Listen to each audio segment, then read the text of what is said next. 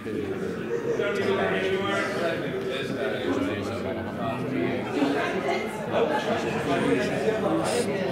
you're strict,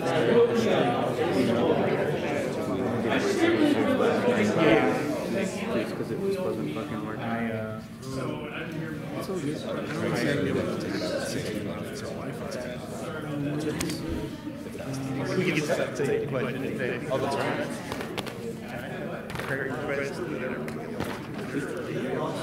Because they can block out certain safe ones, which would be like, oh, we don't want people to be able to access straight photos, so they block it out.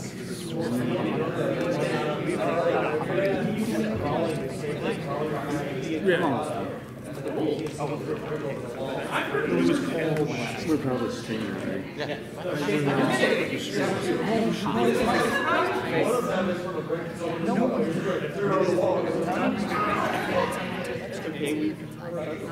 I mean, yeah, as soon as I flash out, thank you. Go to my channel.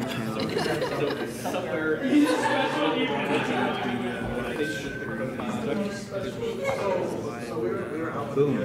Awesome. Well, Share. we're following our own code of conduct. Set an example.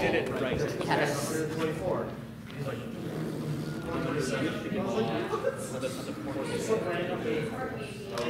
What you should do is get onto the YouTube page because people are going to be able to post questions. Yep, and then moderate and see what people say. Yep. We're streaming right now, guys. It's possible that the code of conduct will cause all 5 board members to be permanently banned from the car. Under Michigan law, the support staff take over for us if the whole board goes to jail. Wow. It says we obey Monday law, and then people that don't obey Monday law, they get permanently banned. Whoops. We don't have to go to jail. Okay. I can just because we're not following certain laws, like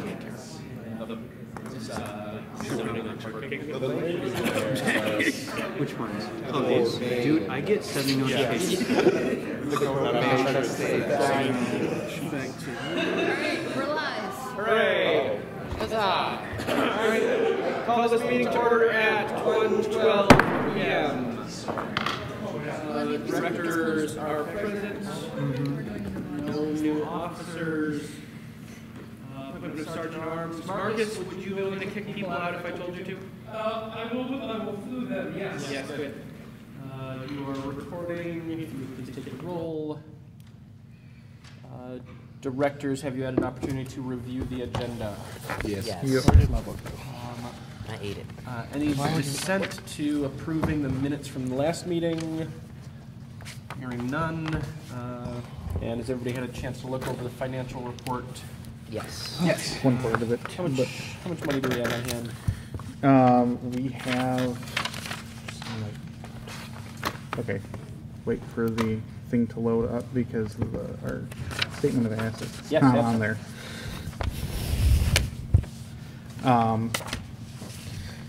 I will be able to give you exact figures as soon as this thing loads up, but it's around 23,000. 23?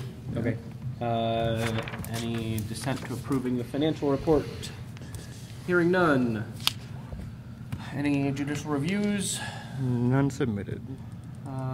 KGE staff appointments, playmasters. Yes, Tim. Side note, is there an extra copy of the hard copy of the minutes so I can follow along? I do not have extra copies printed up. Could you email him one? Yes. Actually, I can't from here. No. Can somebody email him? Maybe. Hooray. Are you looking for the minutes or the You're looking for Agenda. today's agenda, right? Yeah. Again, I have 5 things. Okay.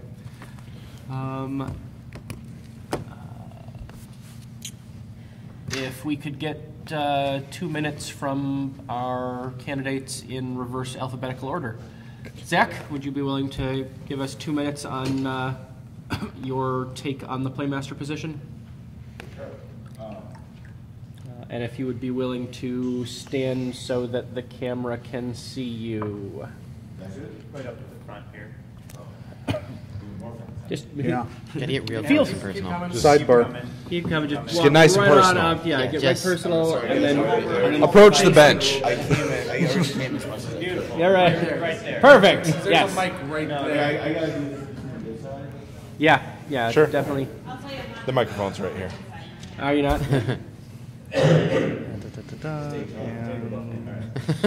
We get some tape on the floor. Pull the With lights the or something. increase of assets. You can be seen and everybody else can be seen. Would you be willing to give us a 2-minute speech on you as Playmaster? Yeah, a large part of what I do, in my professional life is. Speak up, please. Can't hear you. Thank you. A large part of what I do in my current professional life is a lot to do with regulatory and compliance frameworks. It's basically an understanding of how different rules can affect, different compliance situations and how you build things out. I think, given, my professional experience, it can be applied pretty well to Playmaster as a way of understanding the nuances of the rules and how changes can affect other rules. As Playmaster first, I would spend a lot more time on the field. I would spend a lot more time, making sure that the rules make sense and that there isn't any room for interpretation. That sort of like around, what does this rule actually mean? If it's a one-handed sword, and you have a shield, can I use it if it's a two-handed sword? Things like that.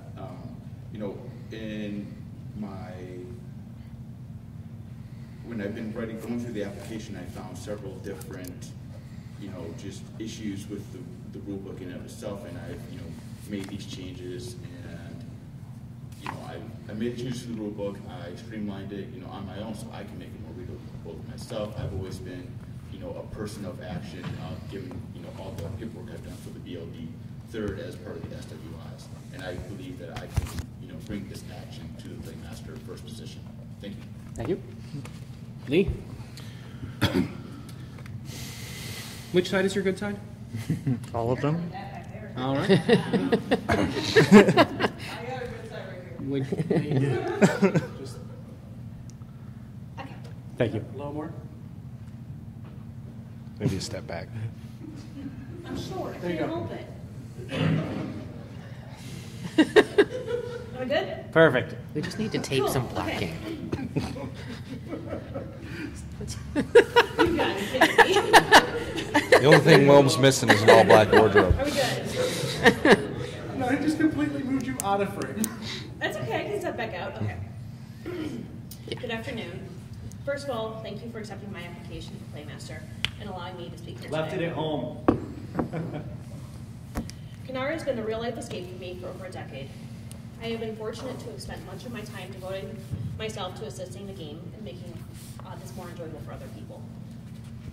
As you can see by the packets I provided for you, I have had several years experience under Steve Jones and Nathan Naini. I am thankful for this time as I was able to get my feet wet and observe how they handle things and adapt myself for doing the job successfully. I learned better customer service and how to make unbiased rulings based to benefit our community. During my time here, I've also been able to work in a character book director role under Shane Cantrell and Matt Tutosky. This provided me with a different perspective on staffing, allowing me to learn additional skills, such as data collection and management, to further add to the ability to be an effective staff member and to our players and to our game. Not listed in the packets are the times I was able to help the GM staff run encounters. I had the ability to help newer staff make decisions to further their encounters in appropriate ways. I was also able to assist at DW in taking a layer off of the growing pile of unapproved character histories. During my term as Playmaster, I would like to focus on updating the rulebook with the Rulebook Focus Committee. This includes edits to grammar, closing loopholes, and making general improvements to make the game more playable. I would also like to work on the education system, providing players with less confusion as they enter the game. This committee would focus on video tutorials, step-by-step points for Playmasters to follow in teaching a new player, and possibly a new player packet to make learning easier. I have spent several years serving the game, and I'm hoping to be given the chance to continue the improvement as Playmaster First. Once again, I appreciate your time and the opportunity to speak here today. Thank you. Thank you. Thank you. Directors, do you have questions for Zach? Well, we get a few questions going. You might have something thought up. All right. I don't personally have anything off the dome. Zach, do you fulfill all the requirements to become Playmaster? Are you in good standing? Have you been playing for 2 years? Yes. Lee? Yep. What were some things on your list that relate to Playmasters? Because those are things we should focus on. Zach, do you feel that you could adequately update the rulebook? Yes. Do you feel that you could direct training videos to teach new members how the rules are supposed to work? I think that would be something that is well within my wheelhouse to provide. Lee, do you think you could update the rulebook? I started actually doing so. I was working with different players on pulling committees I had recommended, and they agreed with it. Do you feel comfortable directing training videos? Dave? One of my typical questions, if you were not to get this position, would you feel comfortable working for the, other candidate? Yeah, as you know, as sort of my work with developing automated sign-off system, I have gone through and noticed some changes, some issues with the rulebook, and sent those updates to the team, as well as I spent streamlining the rulebook, removing the spells into a separate spell book, so it's more readable, from a player perspective. And I sent those over as well. Lee? Yep, absolutely. Zach, how would you promote Playmaster presence on field? Because one of the problems that I've seen and heard of is that a lot of people don't know who is a Playmaster and who to talk to about rules while they're on field. Put some time, some thought into that. One of the things that I think that I brought up when I was running, first is the need to be able to remotely communicate with other staff members on the field.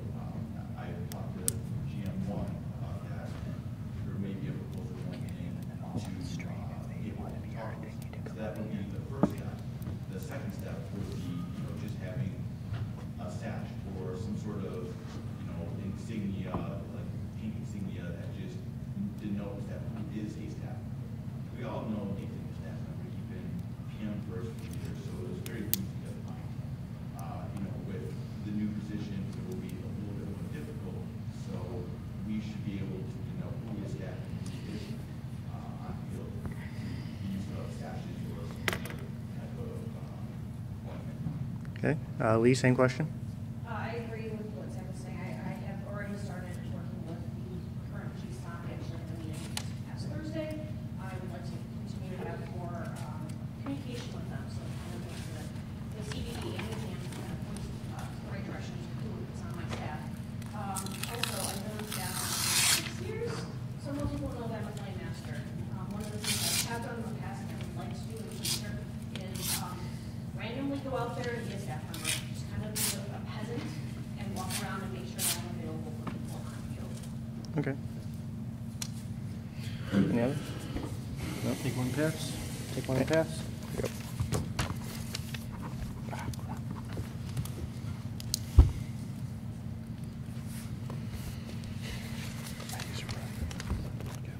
Am I taking these? Yes. You are required to count. Oh, I'm required to count. Oh, that's a skill I haven't taken yet. All right. Oh, wait, there's 5 here. Okay. All right, do I have everybody? Yeah? Mm-hmm. Yeah. Okay, so we have 1, 2, 3, 4, 5. Okay. So at a ruling of 4-1, we have Lee as our new Playmaster first. Congratulations, Lee. Lee, I highly recommend you reach out to Zach, as he has a lot of things that he brings to the table for PMs and other departments. Congratulations. Thank you. Fund requests. Anything? No, I was told to move those proposals. Okay. We have 7 departments and 5 of us. And I'll bring that up later. What funds currently exist, Mr. Treasurer? There is a rolling fund of maintenance, $3,000 every year, that usually never gets used.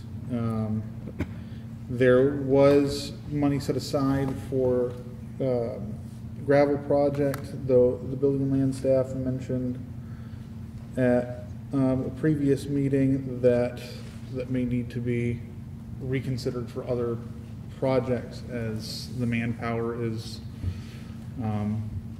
currently in question. And Feast has been completed. They used up their funds. Do we need to do anything to re-budget funds for maintenance, or does that just get automatically earmarked? When it first got voted in, it was an annual. Excellent. Please tell your households that there is a maintenance fund, and if maintenance needs to be done on anything on the Canard field, we've got $3,000 earmarked, just waiting to be used up for purposes. If you need new flooring, if you need lumber, if you need shingles, let us know. Kaylin. Did those maintenances have to be approved by the BLD, or can we just do them? Generally, everything goes through the BLD. When you perform, the way the maintenance fund has worked in the past is when you perform maintenance, if it's actually maintenance as opposed to building something completely new. In almost all cases, you should be consulting with the BLD before you do any maintenance, so you know that it's the right, or they know it's the right thing, you know it's the right thing. But then you submit receipts afterwards, and from that fund, you'll be reimbursed. Theoretically, could they say the BLD has approved this maintenance, we do not have the funds, can KGE supply these funds, and then we will then use them for materials? Or can KGE buy these materials and then we will use them to repair? Yep. You can make a submission, we'll look over it, and if the maintenance fund gets exhausted, used up, then we can always put more in it. And we can always put more in. General Representative, even year report. That's me. What? Sure enough.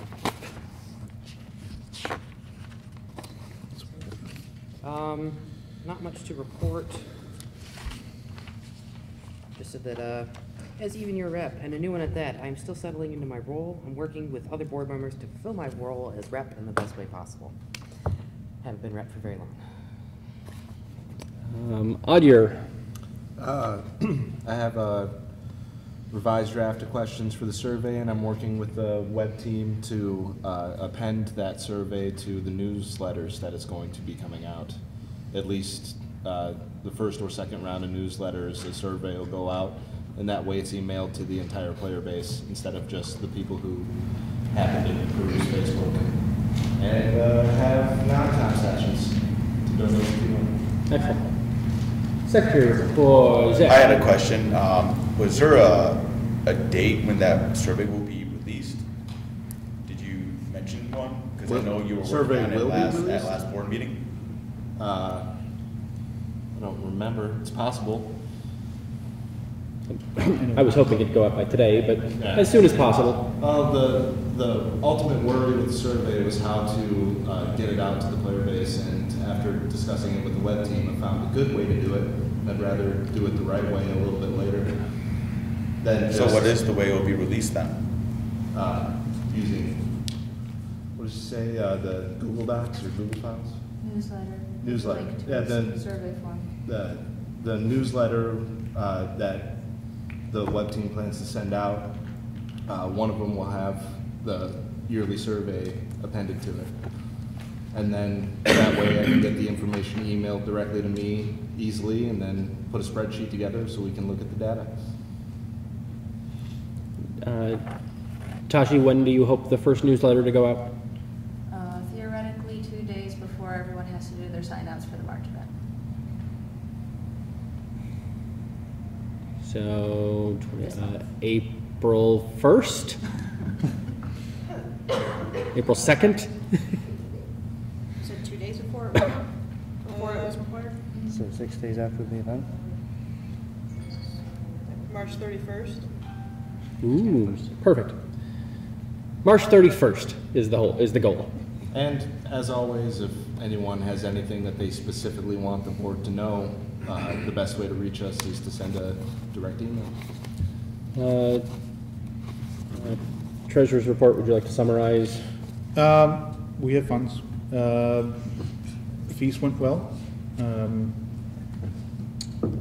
And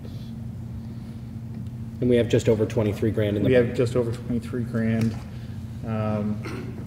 I have added new to this year to our insurance. There's a molestation rider that will provide additional insurance towards the case of sexual harassment or molestation issues. Good to know. It increases our insurance a little bit, but with recent issues, it seems to be a very important thing to have. President's report. I will summarize. The board is going to rededicate itself to completing as many of our 1 and 3 year goals as we can that were generated in 2015. So we're currently working on our 2018 goals, which include streamlining the check-in process, automated updates of character signouts, and building a cabin or lodge that we can use as office, check-in, inclement weather, storage space. Plus all the things we didn't complete in 2016, including a rule book, training videos, safety equipment in each house, removing the tree house, mission statement, vision plan, business plan. So it's going to be a busy year. Next, quartermaster report. Okay. Do you mind if I read your report? You can read it, that's fine. Current quartermaster staff positions are as follows. Caitlin, Megan, Kiri, Tashina. All experience for donations and work days have been updated with the character book director. Quartermaster will no longer be accepting new clothing or garb without a receipt. Any new or used clothing or garb items without a receipt will not be awarded more than 10 experience points per item. Quartermaster will no longer be accepting boots or shoes as donation items. Boots and shoes are too size specific to be used by the majority of the player base. Quartermaster will highly encourage the donation of spats or gaiters. Quartermaster will not be awarding experience to donations that are not a permanent addition to the QM inventory. Armor and other player-made items have been awarded experience based on the selling price of the item. This has caused some concern on how much experience should be awarded for weapon creation. We will continue to adjust experience to make all donations fair for the entire player base. With the creation and implementation of the new lookbook, quartermasters would like to focus on adding a props section to the lookbook this year. Quartermasters still need more bins and storage drawers. These are items at Quartermaster First residence that can't be moved to the shed until we acquire more bins. There are items. Quartermaster is hoping to have all undead masks and all other worn items tagged and photographed by the end of this year, given workday turnout and time constraints by QM staff. 11 people maxed out their Quartermaster experience for the 2017 season.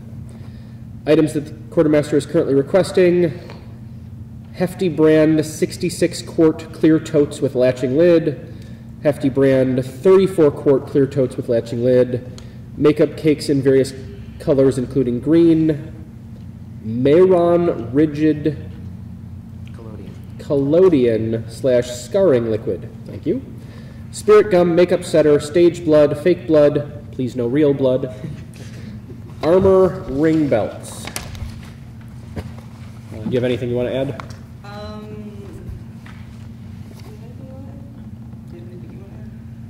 No, that's about it. Safety Director Hit, you have anything you want to say? Forge is working with somebody to get the boxes for first aid equipment in the houses right now. Excellent. You think you'll have them ready for March? By ready for March, no. April? I'll push them, absolutely. Okay. If he needs help, if he needs contractors, if he needs money, have him tell you to tell the board, Okay. and we will just make sure the supplies appear. Yep, will do. Media Director Report. Wilm, you have anything to say? I'm on a 2-second delay, sorry guys. Your report. You have anything you want to Sure. put on the record? I do have some things I want on the record. We are very happily moving along with the migration to the Squarespace webpage as opposed to our WordPress webpage. Tashi has been an amazing asset and help on that. We have created a streaming YouTube account, which we're using right now. For anybody that wants to find it, it is KGE Inc Media. Search it on YouTube. We should have everything archived as far as BOD meetings and the other things we stream for archival purposes. We updated Canar on the alert list again, added some more pictures, added some updated information. There's a bunch of other things we've been doing on the back end. We really don't need to put that in the record. One thing we are looking at doing is hiring more team members for the media team. Anybody interested in moderating Facebook, helping with content creation, you know, if you're a graphic designer and there's things you want to do, we would love that. Photographers, people that are interested in helping out. Not necessarily somebody that is part of the team if you don't want to be a permanent part, but if you'd like to be a staff photographer, we would love that. Anybody that's willing to help, we would love to have on board. We're looking for Facebook moderators, website content creators, anybody that wants to do outreach. So we're talking about doing more things at conventions. That worked out really well for us at YomaCon. Any other conventions in the state that people would be interested in going to, fan conventions, anime conventions, places people would want to be. If that's something you're interested in doing, reach out to us. media@nar.org. Yeah. This is a general question for the board, just so we can get on record. What is the policy on advertising CANAR? Confusing. When Maria, who has a degree in this, was on the board, she said we had to be really careful about advertising because we're a nonprofit. My personal research has said if we're just telling people, hey, we exist and we encourage you to come become members of our organization, we're fine to hit every convention and put up a flyer in every gaming store. Absolutely. And so wait, I'm sorry, I don't mean to interrupt. So just to clarify, it is okay for CANAR members to advertise CANAR? Yes. Thank you. So 50C7, which was what we are, social club, the rules state that you can advertise and tell people about it, just like the president said. But the thing that we all have to be careful of is our membership rules. That's where the confusion, I think, came from originally, because the membership rules can't just be, hey, come, pay the money, now you're a member. We have other things you have to go through, just like any social club. You have to do training, you have to do time learning how the rules work, things like that. So we fit entirely in that, and the advertising isn't really the issue. So Toastmasters is a 501c7, and they advertise all the time, right. And you do not have to go through training, do this or that. It's probably how they interpret the law. So I mean, that's the only way I can really think about it. So if you have experience with this, then that's a great precedent we can use. I mean, I do, yeah. Yeah. So the other thing that we're looking for is we, as a media team, have been talking about helping produce different videos to create tutorials or things about the land. So working with the PM staff, we would like anybody that's interested in being on camera. If you have a good mug and want to smile and talk to people, we would love you to be involved. And at this time, our last action item is that we're formally requesting all passwords and logins for all Canard emails used for in-game or out-of-game business for any KGE Inc sponsored events not hosted on the KGE Inc domains to be submitted to the media team for archive in case of emergency or catastrophe. So what we need is everybody's email logins that aren't on our servers, so if something happens, heaven forbid, we can get into those. And yes, people do have teams, but we don't have a centralized place where this is all located. So really having them with the media team, as we're supposed to be managing the emails anyway, would just be a great backup for everybody. So this is our formal request for them now. Zach, then Tim. Has there been any discussion or movement on migrating over to Google Apps for Business, the G Suite? That'll be down in action item number 9. Yes. Sorry, what? That'll be down in number 9 on the agenda. Yes, Jake has begun that discussion. Tim. As I do not know what or who is on staff at any one time with the web admin team, I formally request that information be housed with the corporate secretary as the direct contact for that type of that information, and not with an open source team that frequently changes hands. Thank you. Wherever the board wants to put that information is fine. At the end of your report. Thank you. Actually, there was Yep. a due date. I was hoping by May 1st we could have those assets in place.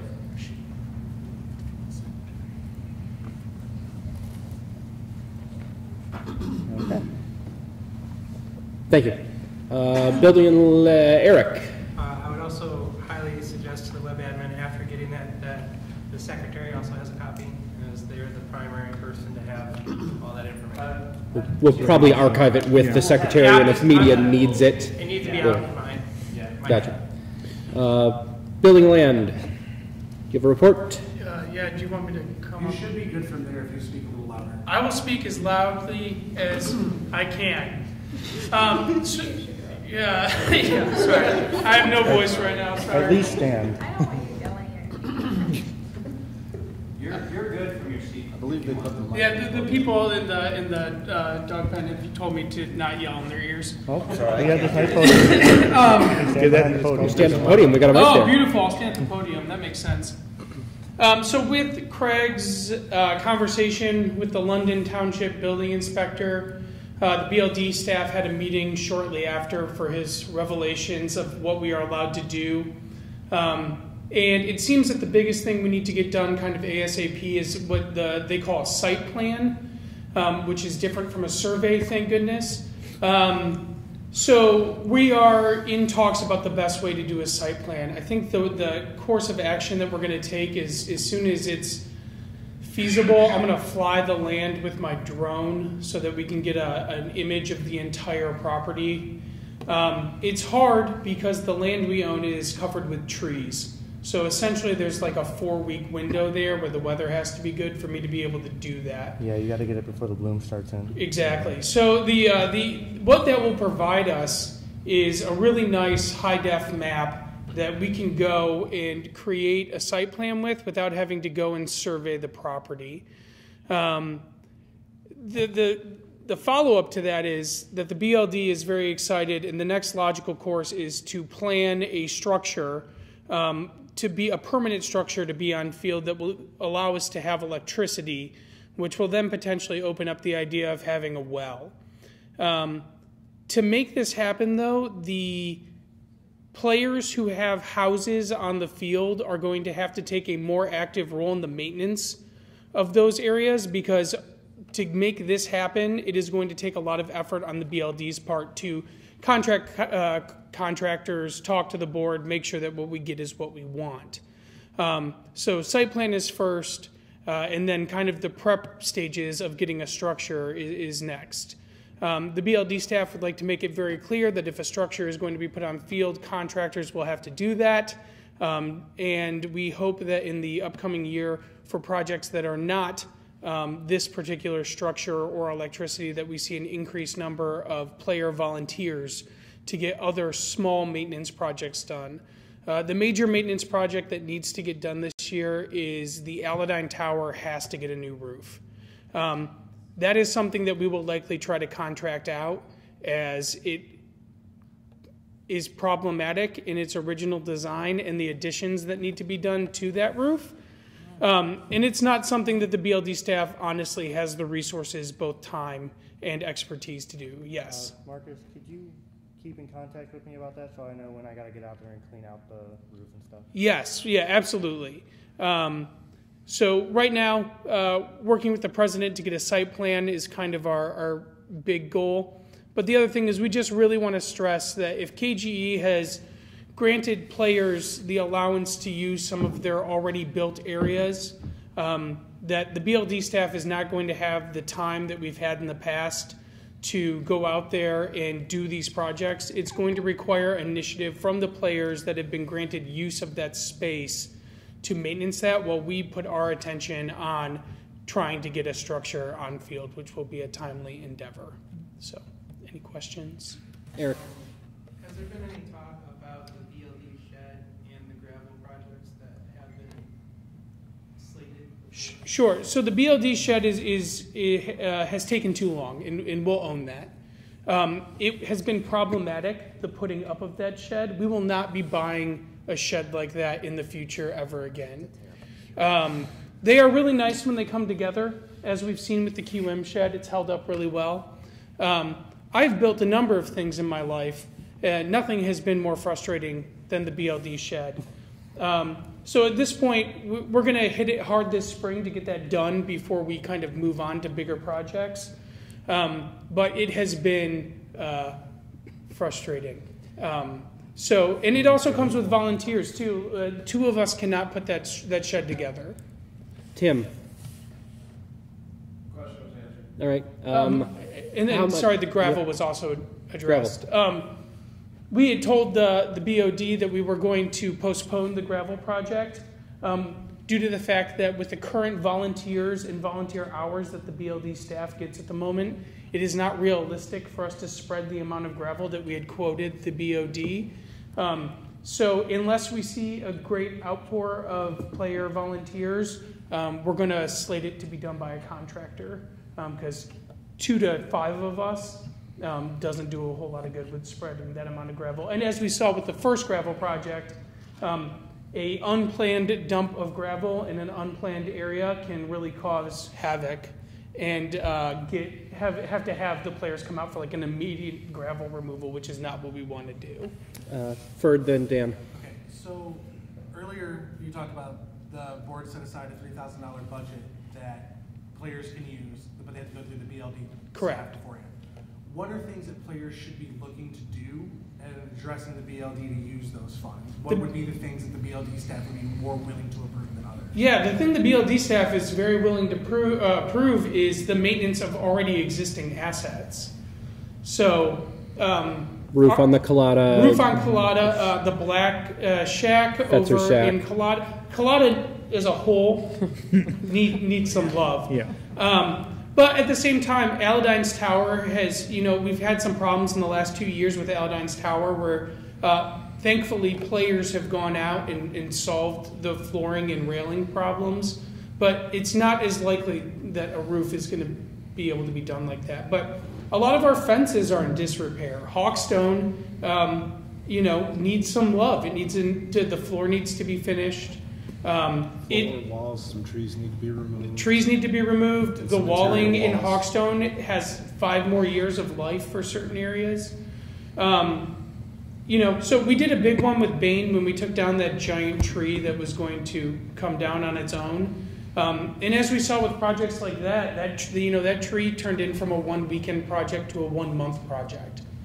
But the big thing is players who use KGE assets, and buildings on field are KGE assets that KGE allows those players to use, need to take responsibility for those assets and maintain them. Or the BLD staff, with the current workload that we have and volunteer hours that are available, will be forced to remove them or reallocate them.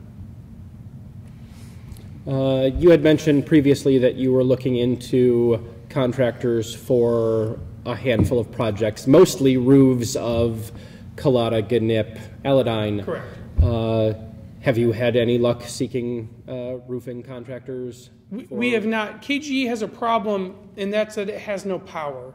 Okay. And it's not an easy, Aladine's like not an easy place to get to if you're a contractor. When I was working for a contractor, I would have passed on that bid in a heartbeat. Right. Just because you have to get your work trucks back there and hope that the trails are in good enough shape, and we don't have power. And then there's the whole problem with the bridge. And and Aladine is underwater for a chunk of the year. Hooray, Lake Aladine. So it's gonna be a thing where it's gonna be a contractor that not only fits within our budget, which is its own challenge, but also is willing to take the job. And I work in construction, and we have a 3-month backlog right now, and every other contractor does too. So unfortunately, the economy's good and people are building, and it's gonna be hard to find a contractor for that job. Right. Do we own a generator? We did. We currently are having someone has lent us a generator, and thank you for that. But it has been in maintenance a number of times already. It's an older generator. And I have one in the fort. Tim and I both have personal ones that we can use if we need them. But if a contractor is going to do it, they're going to bring out their own generator. Yeah, I just was curious if that would be an asset we could offer them to sweeten the pot. The biggest problem is going to be access. Right. So, Dan. Just out of curiosity, for the structure for like the offices, or are we looking at like a prefab steel structure or more of a wood frame? we'll probably try to keep it within the aesthetic, Within the but aesthetic. we are in the process of shopping pre-plans around. It's really going to be up to what a contractor wants to do as well. But we need some direction from the board on what needs you want this structure to fit. A meeting hall and an office is a very vague description of a building. We have a budget of X, and anything we can fit into that is probably what we would want. Sure. But the BLD will be in contact with the board as the first thing is to get the site plan done. So. Right. All right. Thank you so much. You bet. Good first step. Moving on, old business. Seeing none? No, we have committee reports. Do we have to do committee reports? Well, we have a whole section after committee reports that we need to Do we have to do That's game kinda staff reports? Yes. All right. Committee reports, starting with, do we still have a nuclear committee or did we disband it? We disbanded that. Good. I think we Do we just- have a feast, is it a formal feast committee? Because if not, Don't believe Tim, would you be willing to give us a few words on feast?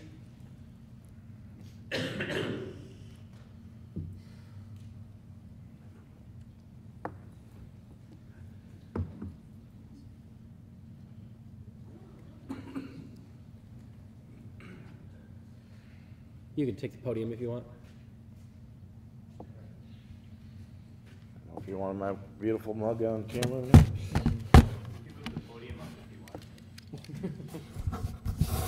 can I'm do fine. anything we. Can you hear me? Yes. Excellent. So what would you like to know about Feast?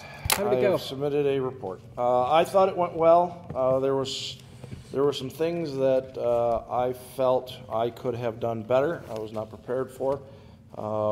If the board of directors sees fit to continue me into next year, I feel that Feast will be probably 3 times as better prepared as it was this year. So. Directors, are we happy with how Feast went this year? I was happy with it. Would you like to volunteer? We're for going to next keep year? you. Excellent.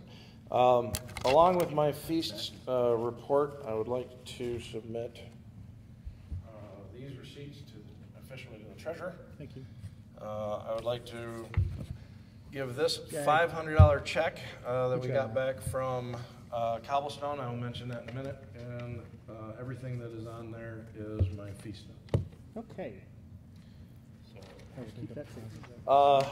One thing I would like to mention for the record, Cobblestone Farms this year, with me talking to them, we discovered that they have been overcharging us for the last couple of years.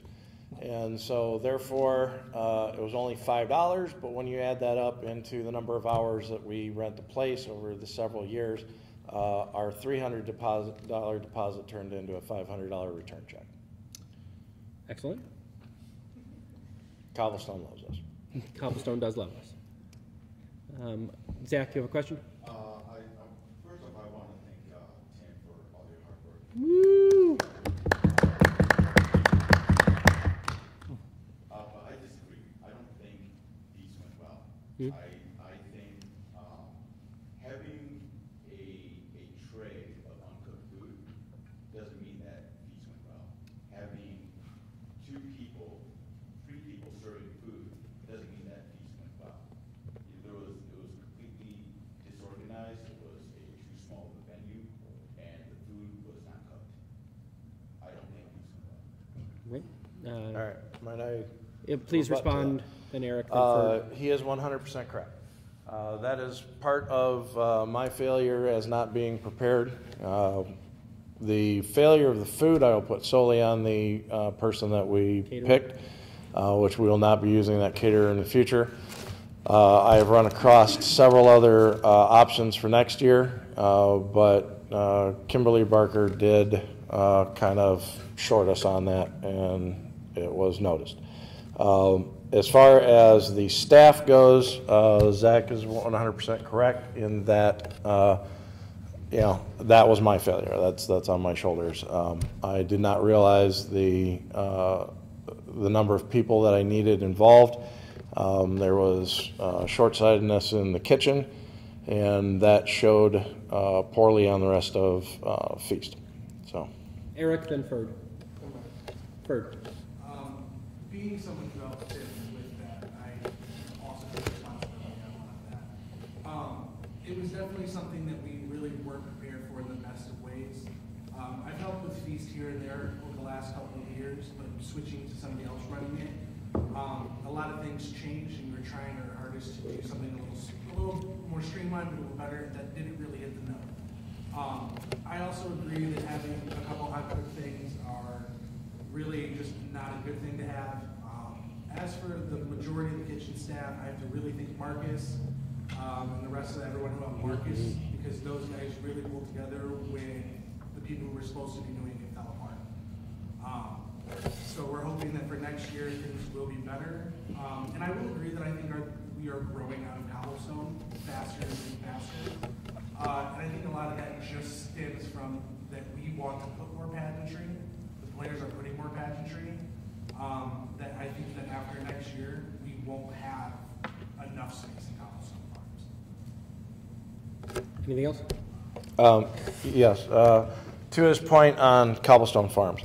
So Cobblestone Farms seats 220, but that's if you pack all the tables in and don't have space to move around. The one thing that Cobblestone benefits on is having the multi-layers. Currently, we run about 110, speaking with the treasurer, we run about 110 per that event, so we do have extra room to move around. If we continue running at about 110, it's cramped, but it is, you know, it's definitely doable. The CANAR members know the place. It is something that I feel that we can stay there. If we start growing beyond that and hitting numbers of 150, yes, we're going to have to look for a new venue. And I had another point, but it'll come back to me. Oh, there were 6 people that I personally recognize and added stuff to their players' banks. Marcus, then Will. I think a big thing when we talk about feasts, I've been to a couple of different LARP feasts at this point, is, and this would probably be a good thing for a survey for the player base, is what do the players want to get out of a CANAR feast? There are venues that should be talked about. If a fighters tournament is a big part of feast for 30% of our player base, then we should try to find a venue where we can have fighters fight inside and people can spectate. If the Bardic tournament is something that is important to 30% of our player base, we should allocate assets to making it so that there is a stage for the bards to perform on. I think currently right now, you know, we're working off what has worked well in the past. And there's something to be said about that. But for me personally, allocating a top area of cobblestone to the nobility and the knights is a nice thing to do that makes sense in game. Of course it does. They would have their own area. That makes sense. The question is are we sacrificing other venues to make sure that they have a private area? When perhaps a fighters tournament, a bardic tournament, vendors being on the same level as everyone else is something that the players want, but I don't think we truly know that because we haven't polled in the player base. We did an after-action survey, and I commend the feast coordinator and his staff for doing that because I think that is a really good first step. But I would highly encourage for next year, before feast starts, an extensive poll go out asking players, what do you want to get out of feast? Because there are a lot of different LARP feasts, and they do things a lot of different ways. And Canard excels at some of them, but I would be curious to know the players' thoughts on what they want. To add to that, so yes, we ran Tashina was very nice and ran a after action survey. It was not extensive enough, but it was a good start. Unfortunately, I had to, right after Feast, change my my focus over to the GM department and get ready for the upcoming year. I have, since I am the Feast coordinator going forward, one of the things that I would like to do is come June, start to get the excitement coming into Feast. Start to get some of the households, involved with, the upcoming year. Have the venue already by then so that they know what they're going into. One of the things that I found was beverages. We bought pop, and I can tell you that at the end of the night, we had almost nobody touched it. I saw people like Rob Hubbard bring in 2 cases of Coke, for their group. So one of the things I'd like to do is if you get a table that you are going to decorate, I'm going to buy you a case of pop for that so that I know that that household's going to drink that stuff and I don't have it at the end of the night. It's not a wasted expense. So there are things that I want to do to promote going to Feast and promote, that being a better venue. The swag bags, I feel, is a great asset because not only can we use them at the event to put all your stuff in and take it out the door when you get done, but all the leftovers can be used at Family Day. So I would like to continue just the bag itself. The stuff that's in it can fluctuate, except for the magnet, which I also like because that gives the players the upcoming schedule. So I have extras of those, and I will be handing those out at the March event because there's no reason for me to hold on to them. I know what the schedule is. So, but yes, there are several things that working with Marcus, that was a key coordinator that stepped up into the kitchen department. Working with him and having him back on staff in the upcoming year, I think is going to increase what we do. Zach helped us out, and I applaud him. Zach's got a very meticulous mind, and so bringing him on staff, you'll make sure all the T's are crossed and I's are dotted. We have several new members that, as I learn their strengths, I can utilize that to make next year better. Wilm, then Zach. So, as far as venues are considered, I think Cobblestone is a great fit for us as far as aesthetics is concerned. It really feels like a medieval space. But one of the things that I've thought of for our event and for our group, have we considered using a hotel as a venue? Not only would it give us the ability to have a kitchen and have a ballroom space that could be dressed to look medieval, but it's also a hotel. If people get a little too happy and they have a long drive home, they can retire to their rooms. So that's just me working lots of events in hotels and doing these sort of things for my day job. I think it would be a really good asset for us if we do outgrow the cobblestone farm space. I know Tim and Marcus looked at a couple of places, and we considered Stefan's wedding venue as a potential, as it has a gorgeous aesthetic as well. I'll let Tim take it from there. Zach, please. Zach, what do you got?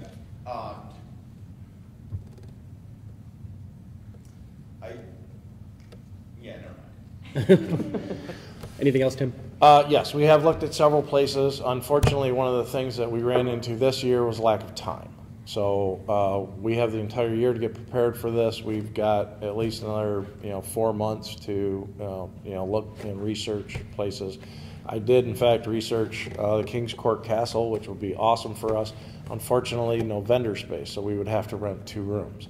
The one thing that benefits us is beginning February, they are in their downtime, which means that if we rented 2 rooms, they would give us an extra discount. So these are all things that are possible. The nice thing about King's Court Castle is we would use their caterer, so we wouldn't do a dang thing. We would not have to do, we wouldn't, the kitchen would be out. So, but the price per head goes up. And these are all things that I need to survey the group to find out, what do you want? I can do a feast. If all you want is a roof over your head so that you can show up in nice costuming and be with your friends, I can do that. Bring your own food. These are all things that we can do. It's all up to what does the player base want. And back to something that that Marcus brought up. Surveys. We have not done the surveys to poll the people and talk to them to find out, what do you want in feast. Zach, and then I'm going to close the report. This is by no means. I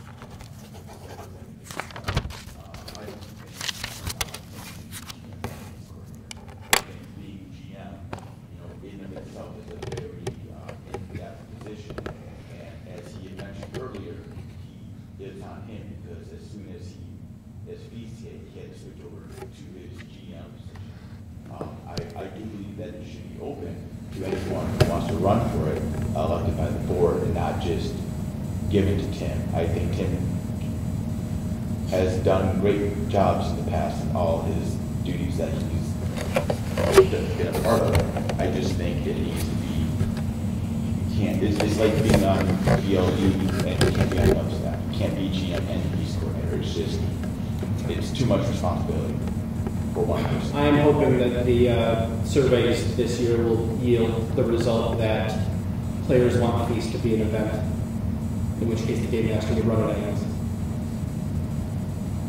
But the surveys will show out, and we will have some time to discuss what we want. There's a difference between running the feast, from a game perspective, and actually logistically coordinating the feast, getting the venue, getting the decorations, getting the food. That's entirely separate from the game. Well, hopefully the coordinator will have an excellent staff, or somebody he can offload all of the responsibilities onto. Whoever it is, whether it's Tim or somebody else. I'm going to have to cut you off there, Tim. Yes. Next report, character book staff. Matt, can you give us some words? Yep. And with me, I'll see you first, Kelly Joe can see you second, then Ash see you third, Matt, slow down. Slow down. Slow down. The CBD staff is looking forward to a new year with new goals. Our main goal is to get our sign-up process to our most efficient yet. We are also looking forward to creating a great experience for our new players. We have yet to have a staff meeting for this upcoming season, but that'll be coming up soon. Updates from the November event will be going out this upcoming week. We did not receive the ACU list until March 8th, which is well after 10 days past the event, which is the deadline. We therefore completed every update, and we will now have to go back through and sort whether these updates will be sent out or not. This makes our job more complicated. We hope this will be completed on time for the rest of the season to help streamline our process. We're also still waiting on BLD XP. QM XP was sent to us shortly after 2017 Feast. Our staff has gotten smaller with Patrick Vance stepping away. We have yet to decide if we will look for new staff members. Thank you. Playmaster report. I have had a lovely hour, thank you. I have, before that, as acting playmaster, I met with GSOM. We are looking over the year, and everything forward in this hour looks good so far. Thank you. Game Master report.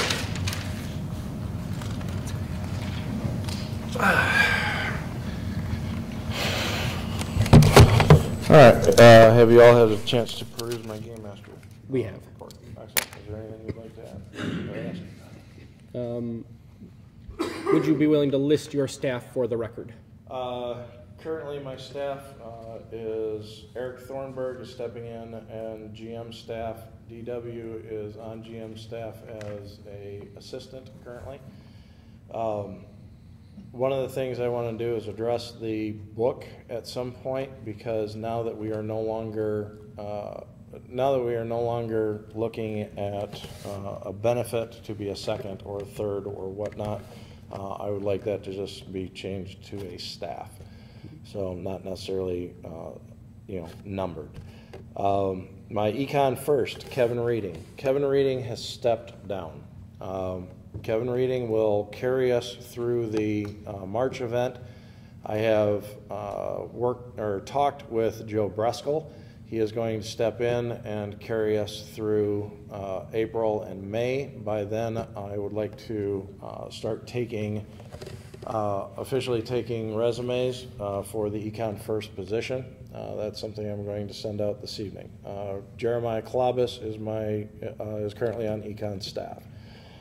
Mr. Quill editor is Caitlin Bresky, and current theme marshals include Marcus Schrimmer, Russ Fox, Brandon Aldridge, Rob Hubbard, Ferd Blackburn. And I have to add to that list Rachel Polk. These are people that are currently active in themes left over from last year.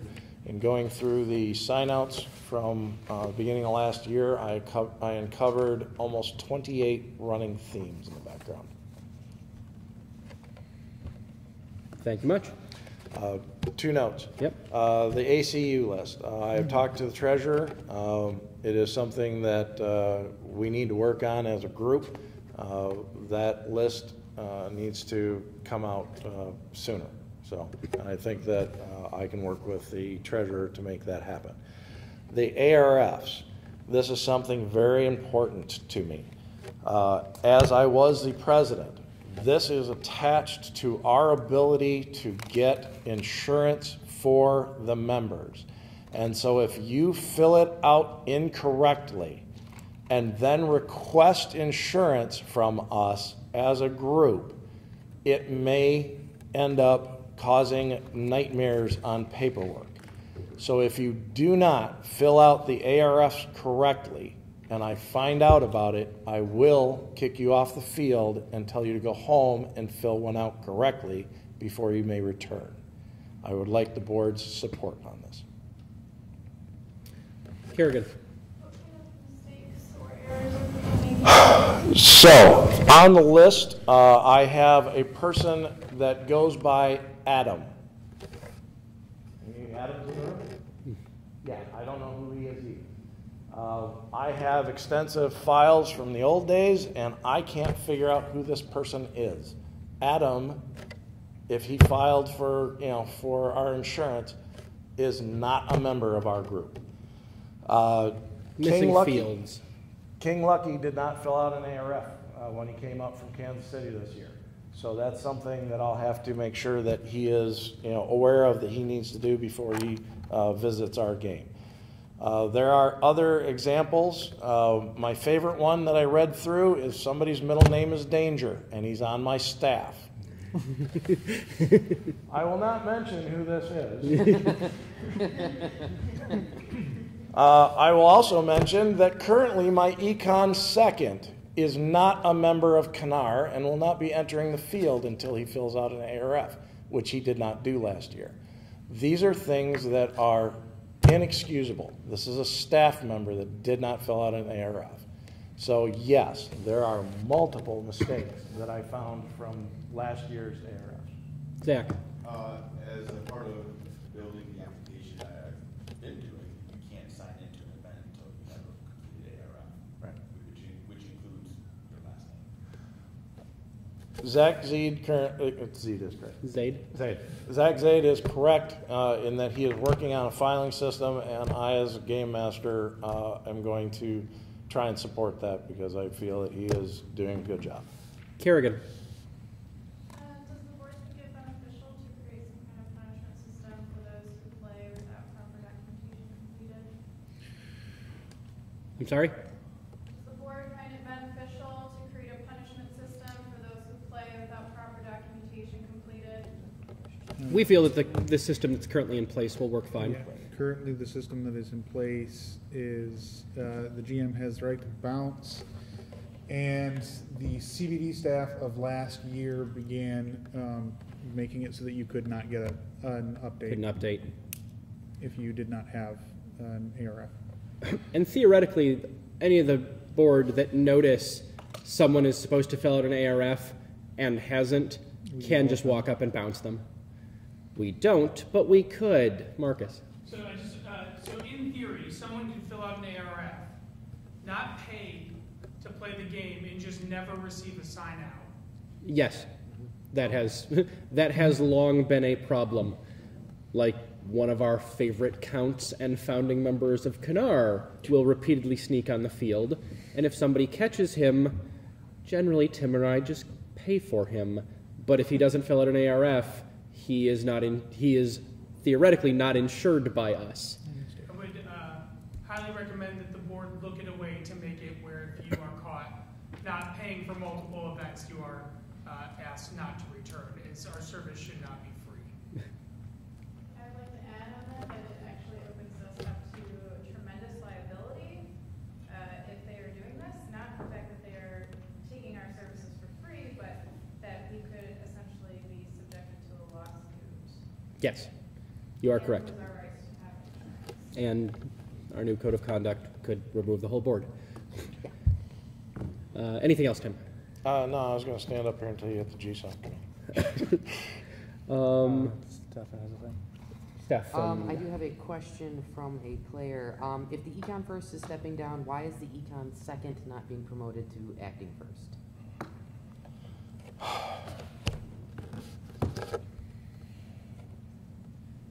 Game Master's I will choice. speak to that. I will speak to the board on that. Okay. You have at the end of your report a request for money for LED light switches and... that's open business. Is that an open business? Good. Oh, did I New business? remove that? Ha, I did. Go me. Excellent. That finishes off reports. Is GSOM not in? GSOM is not a committee that has its own report. Understood. Might I speak on that? Please do. Okay. We did have a GSOM meeting this week. I feel that the newly appointed PM showed up as acting PM first. Lee, myself, and Amanda, I feel, are on the same page. We work well together. I feel very positive for the year going forward in our staff. One of the things that will assist us is obviously the ARFs and the ACU. But currently, we have elected the character book director to take notes and send the board minutes. Thank you. Anything else? Once. Thank you, Tim. Old business. I believe there to be none. Nope. New business. Proposal 2008-03-11-1 from Jake Smith.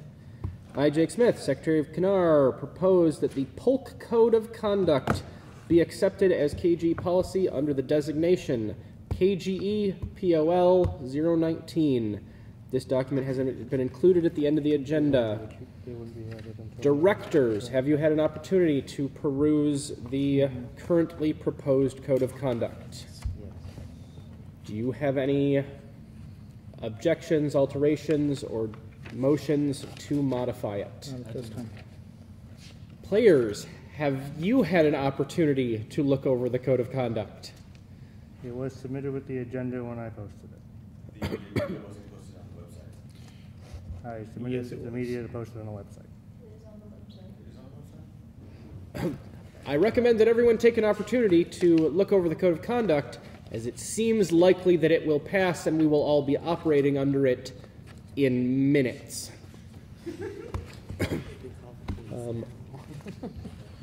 Directors, any discussion on code of conduct? There are a few things that need to be edited at a Clerical later date, but they're mostly alterations to existing policies. Okay. This code of conduct will result in changing some of the KGE policies at the next meeting. I'm going to move for a vote. All those in favor of KGE POL 019 Polk Code of Conduct accepted as listed in the minutes, please raise your hand. Opposed? Abstentions? Motion passes 5-0-0. We have a code of conduct.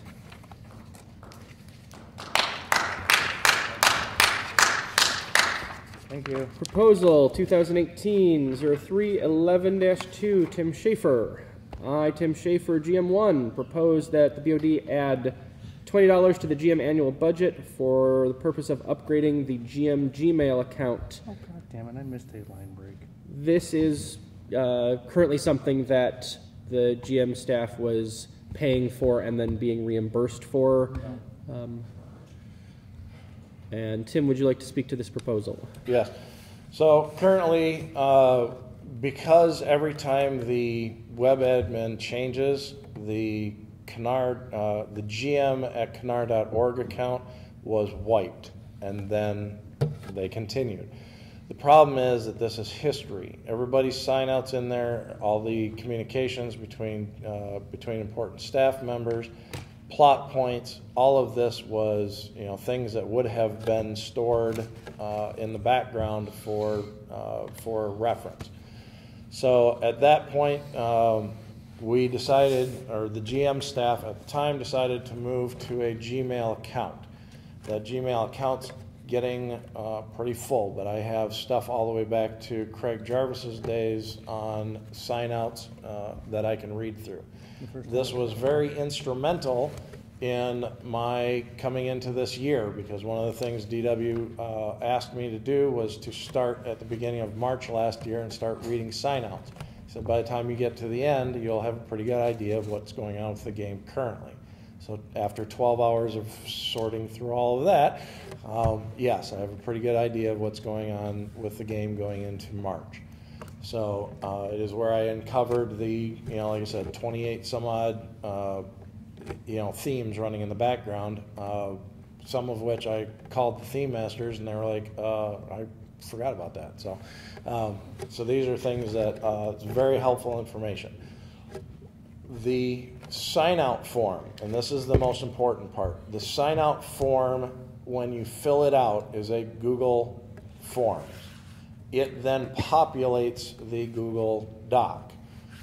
It also sends an auto reply back to the CANAR member telling them, yes, you have signed out, and then forwards a copy to the character book director so that they might start the process of updating your character sheets. We used to have one going back to the game master so that they could then take that and throw it into the appropriate file.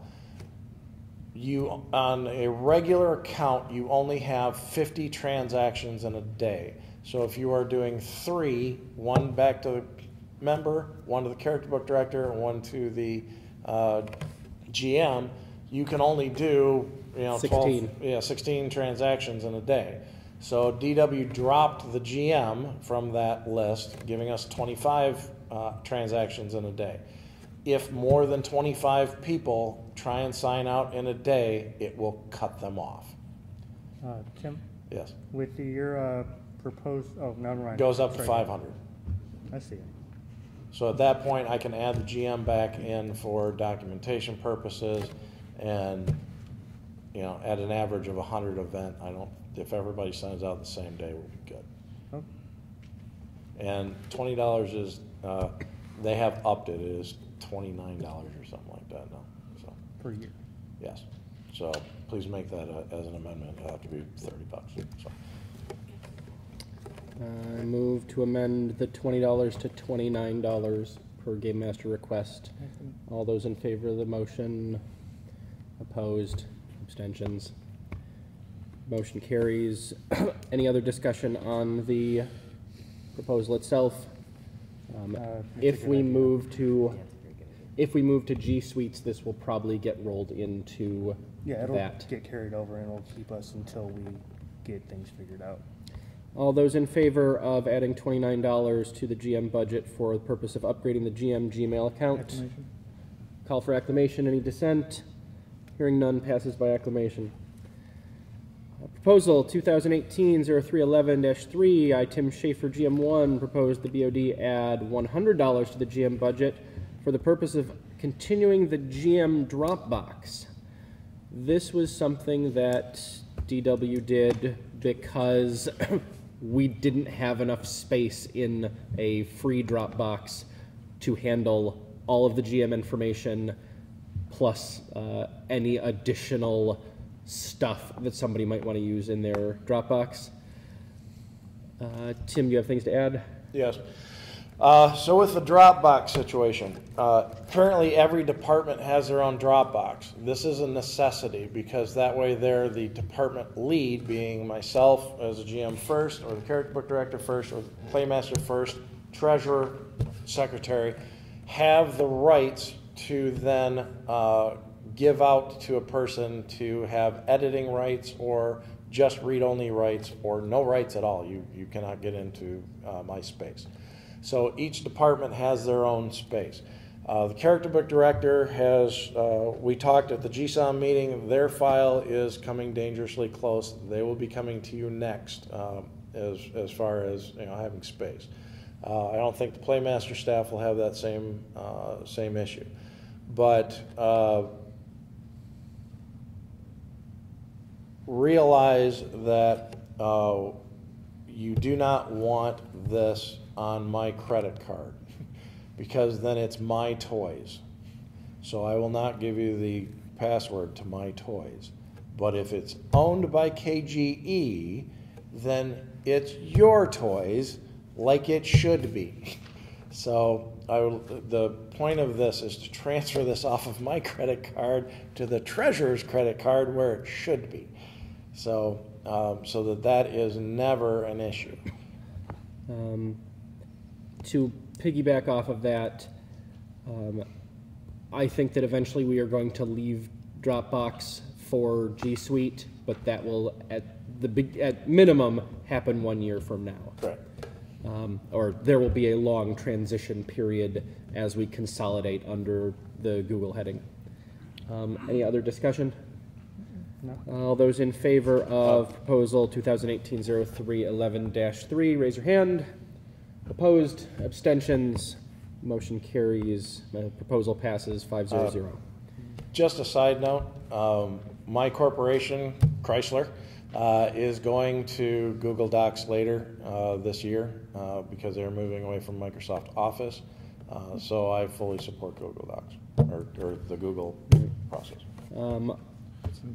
Powering through general discussion. Would anyone like to discuss anything? I would like to open the discussion for moving to G Suite.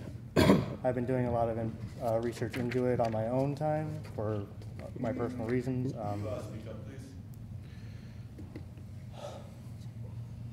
I've been doing a lot of research into G Suite on my own time for personal reasons, and I'm really enjoying the things it brings to the table. And I think that by moving the organization over to G Suite and under one heading instead of having email from one place, storage in another, and our document writing programs and spreadsheet writing programs all over the place, and put it all under one heading, that'll really help us out getting organized and moving forward. Jake, you love buses, right? Yes. Would you like to begin coordinating with the board and the departments in transitioning to G Suites? I will take this bus with pride. Directors, does anybody not want to throw Jake under this bus? I will help, because I also love buses. All right, it's going to be about $4.95 for the fare. All right. If you do need assistance, I can help as well. Excellent. Anyone else have things to discuss? Tim, then Marcus, then Dan. So in the interest of getting lights inside of the porta-johns. Oh, yeah.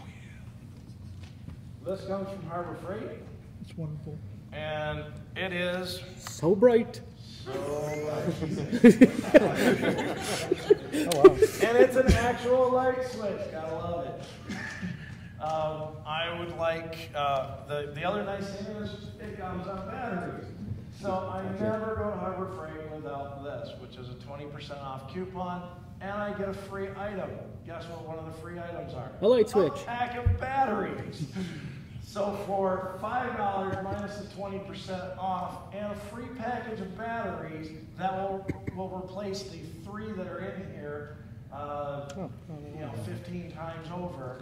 I think we can make it through the event with a light switch inside each of the bathrooms and just throw it out at the end of the year and buy another. Why? Because I'm American.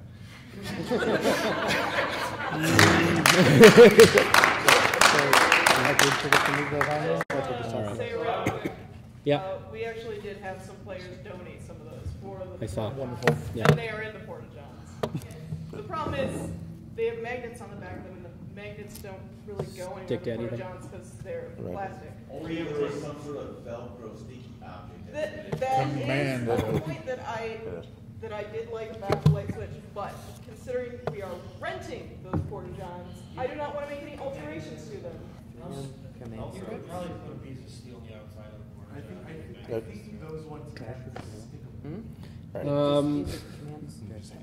Marcus, then Dan, then Caitlin. Has the board of directors had any conversations about holding more town hall meetings in the upcoming season? Nope.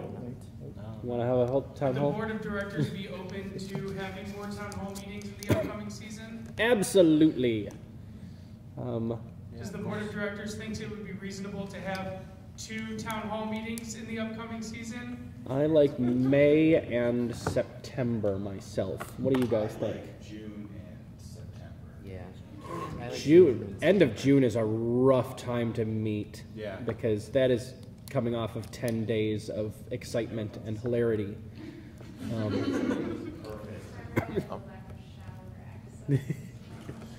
So if we could bring in some showers.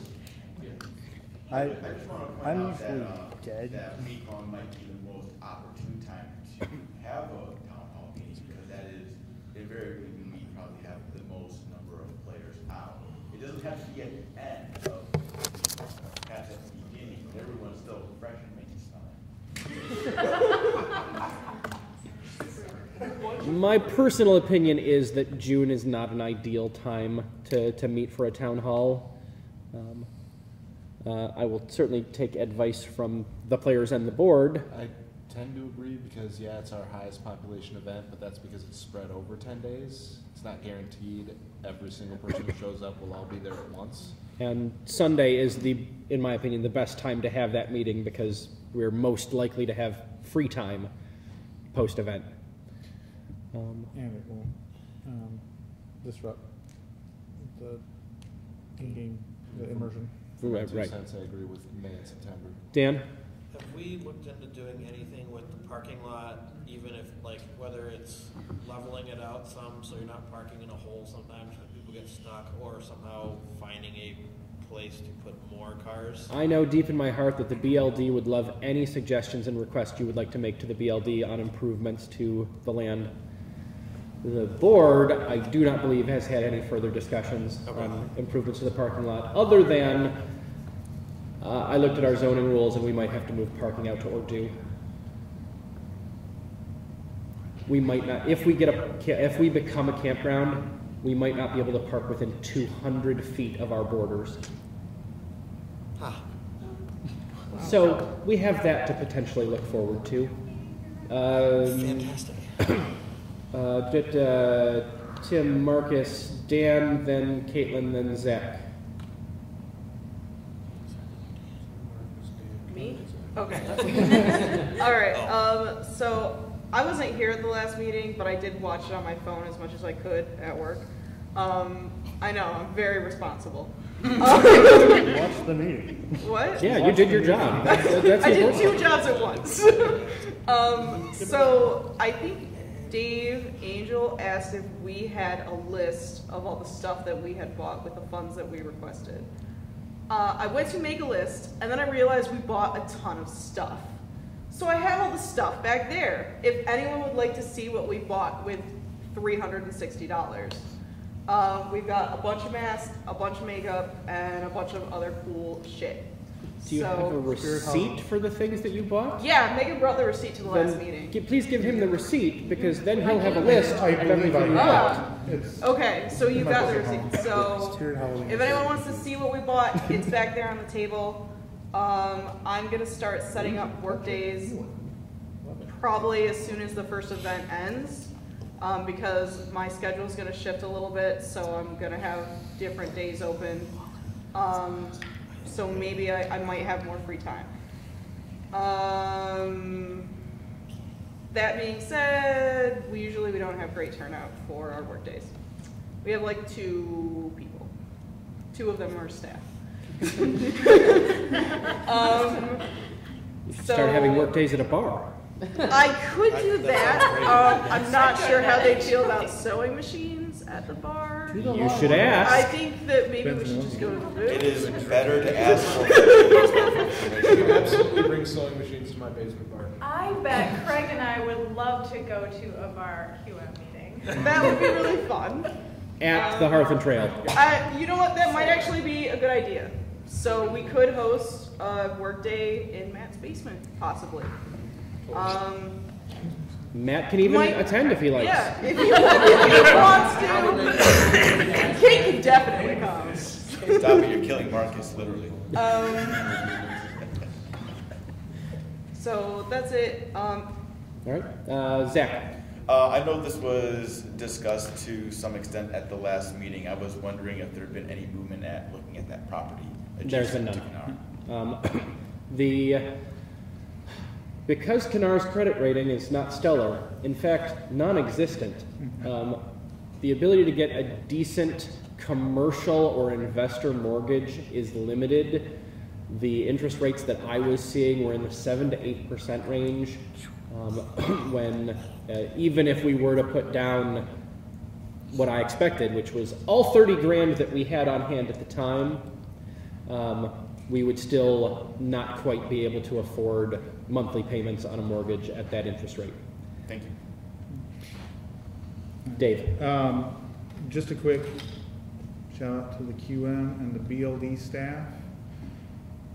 Look to getting an updated inventory this year, especially with the influx of new stuff and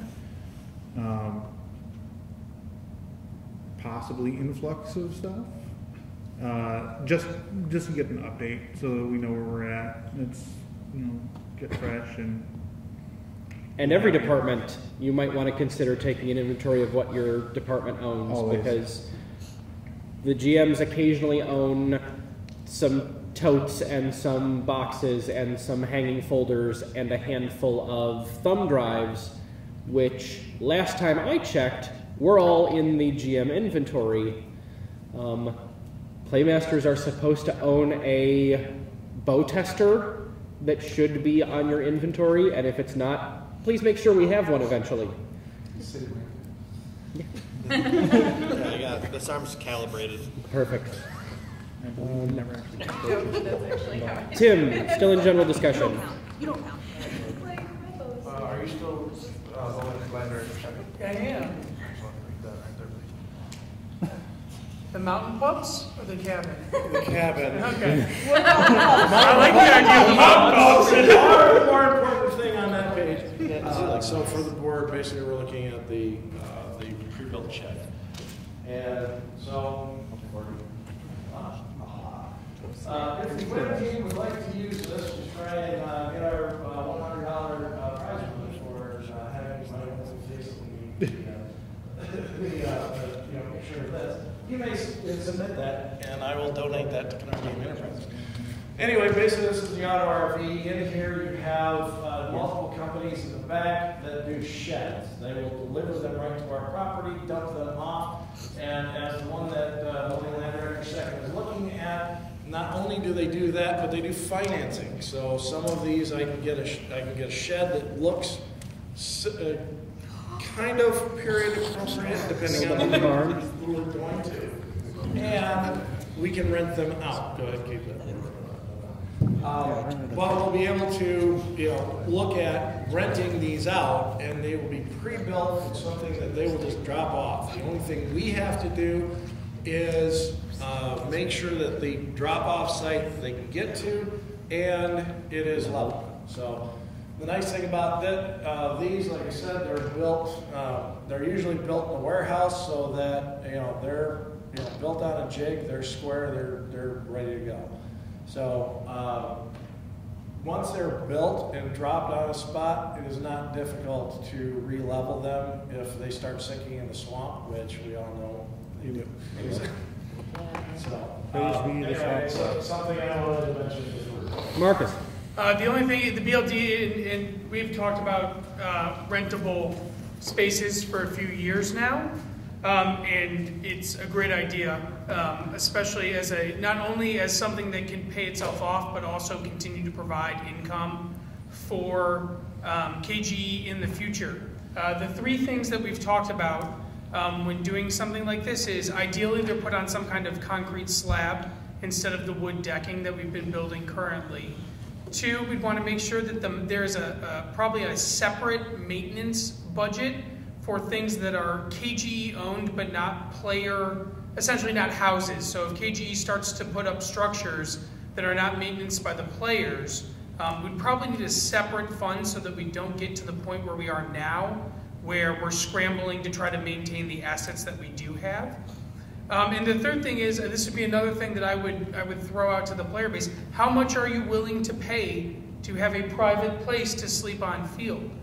Because until we have that data, that's a really fundamental piece of information to know before we start pricing out additional structures in the idea to rent them. I would personally love to rent a cabin on field, but how much I'm willing to pay and how much the general populace is willing to pay, I may be under, I may be over. But that information is absolutely crucial before we start pricing out rentable structures for field. And we also need to look at things like, are the windows, are they glass? Are they plastic? Can we swap them out for plastic? Things like this. But we've been talking about it for a long time. It's been a goal of ours that seems a lot more feasible now that we understand campground status and what they may mean. But the biggest piece of information before we move forward is realistically, how much is the player base willing to pay to rent a cabin for a weekend? Also, this design is stunning and aesthetically beautiful. Tim. There's about 5 different companies right here in Michigan that do this, so we will be supporting Michigan business and also, like I said, give us... Let's get them to bid against each other. Give us a way to have a bid against each other. We're just going with the tiny home movement. Anything else? Sorry. Marcus. There was one other part. The last thing that we've been thinking about with this is who cleans these because it's the same conversation we've had with getting public bathrooms. A little bit to a lesser extent, but who goes in and cleans them? If they're trashed, who's responsible for them? Is there a deposit? There's a lot of kind of maintenance, not only maintaining the building, but maintaining its cleanliness and trash and all that needs to be laid out. And there will probably have to be a regulation put in place if this is something we do want to go down, where if you trash it, you pay for it, and stuff like that. So. Okay. Ferd. Couldn't we just essentially get any kind of hotel conduct that you use that as a baseline? The question is how much KGE wants to pursue some kind of action versus that. Also, at how many times the day before the event do I have to go back to field and scrape up people's peanut butter and jelly sandwiches that they've left in their rental cabins? Well, the thing is like people, the big conversation when we talk about building, one of the big things people have brought up on our social media is that they want bathrooms. I would love to be able to take a shower at Kennar. The question is, who is going to volunteer to clean that shower, and how do we hold them accountable? There's a lot of regulation kind of back end to this stuff before we throw cabins on field, so that there are procedures in place. Tim, then Will. Another thing that you might want to talk with the building land director first about is just offering this up as an option to current households, that want to build something. I think this would be an option that they would be able to afford for their own area. Absolutely. But it has to fit within the aesthetics guide. The issue that comes we've been in a very long conversation. We've talked to the board about this a number of times. Is there are a lot of people, myself included, who'd like to build on field. The problem for KGE when someone builds something on field is there's now a new asset that KGE and the BLD theoretically have to maintain, because we don't have any type of procedure in place where if KGE allows you to use a space, you are required to maintenance that space. Currently, that responsibility falls on the BLD staff and the volunteers that are willing to come out. So every time we build, we add to this kind of pool of structures that KGE needs to either maintenance or let degrade and then burn to the ground, which has kind of been the past policy that we would like to try to move away from. But if we're going to continue to build on field, we have to make sure that there are procedures in place to maintenance those structures. And with the current volunteer workload that the BLD staff has been getting over the past year and a half, that's not reasonable with people adding more structures. We can't maintenance the structures we currently have. I'll call on me.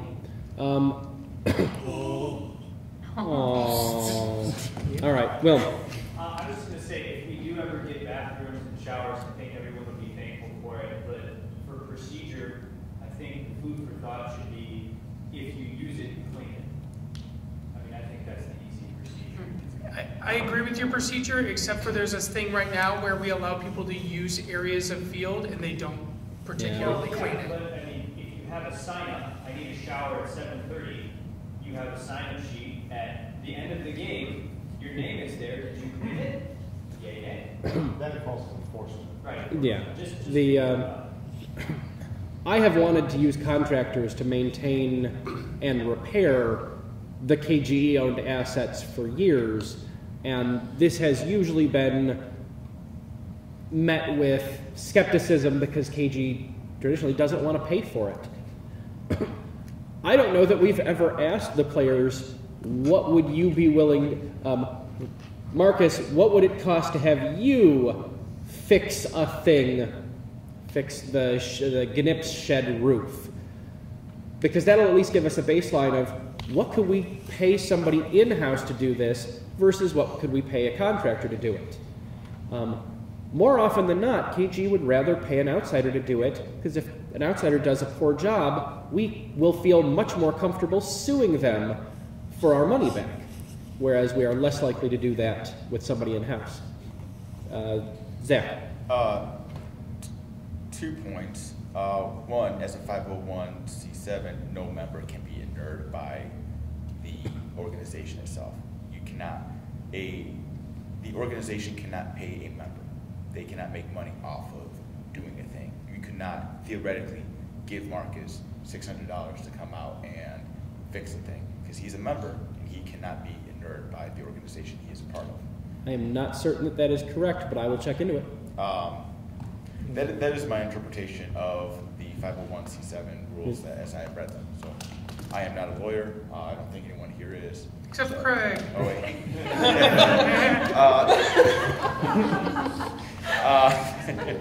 I kid.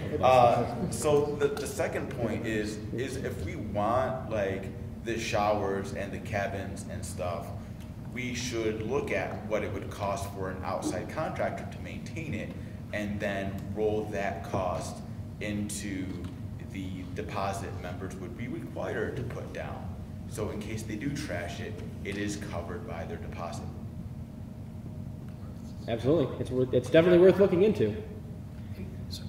Marcus? I just want to say, I don't want to sound like the negative Nancy, but just as someone who's been on BLD staff for 3 years now, the reason that our staff is moving in this direction is because we don't want to be the ones who are hounding players to come out and do volunteer work days. The player base, as we've seen through their actions, has an expectation of what they think their membership dues and monthly event fee gets them. And currently, with the current batch of players, coming out to maintain the lands is not, for a majority of our player base, not part of that deal, and that's fine. But the counter to that is, when we make plans for structures, new structures, and when players come to us and ask to build new structures, the big thing we're thinking about isn't, hey, we want you to have a structure, hey, we don't. It's who's going to maintenance it? Is it built to a level that it can be maintained? And in the future is, if KG, we are taking the current theme of KG player actions as the model. And so that's where we're coming from. It's not that I think that KGE players don't have the ability to do it. I just don't think it's in the current contract for what they expect out of the organization. I agree. Anything else? General discussion? Hearing nothing, I will entertain a motion to adjourn. We have a motion. Is a second? All those in favor?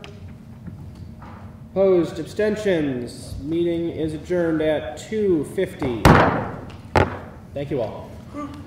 It's only a 2-hour meeting. That was like 3 hours. 80. No, Yeah, we did get a lot of good lectures. I was like, no, it's 3 hours.